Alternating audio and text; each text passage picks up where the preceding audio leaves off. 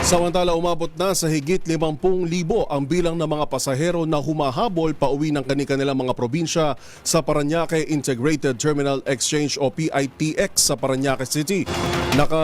Nandyan ang ating kasama na si Giselle Ricafort. Giselle. Yuel, may mangilan-ngilan pa rin tayong mga kababayan ang humahabol makauwi ng probinsya ngayong Christmas Day. Dito sa Parañaque Integrated Terminal Exchange, bagamat fully book na yung halos lahat ng biyahe, may mga nagbabagkasakali pa rin makabili ng tiket o yung walk-in.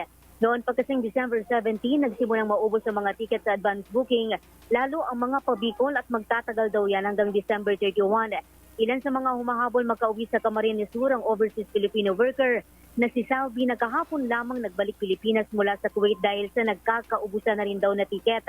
Nangangamba si Ate Salvi na lumipas ang Paskong na siya'y nasa biyahe pa rin, hindi kasama ang pamilya dahil sa imbudo ng mga sasakyan sa Andaya Highway. Kahapon sinabi ng dispatcher dito sa PITX na mula sa 20 hanggang 24 oras sa mga nakalipas na araw, 12 na oras lamang daw yung travel time ngayon pa Bicol.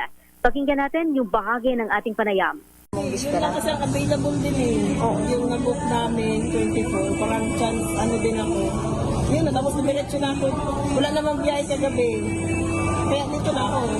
Oo nga, na-stress na nga ako ngayon pa lang.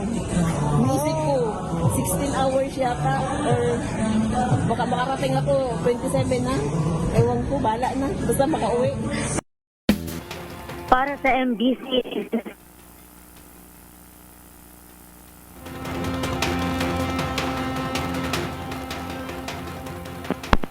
Maraming salamat live mula sa PITX, Parañaque Integrated Terminal Exchange, dyan po sa Parañaque, Giselle Ricafort.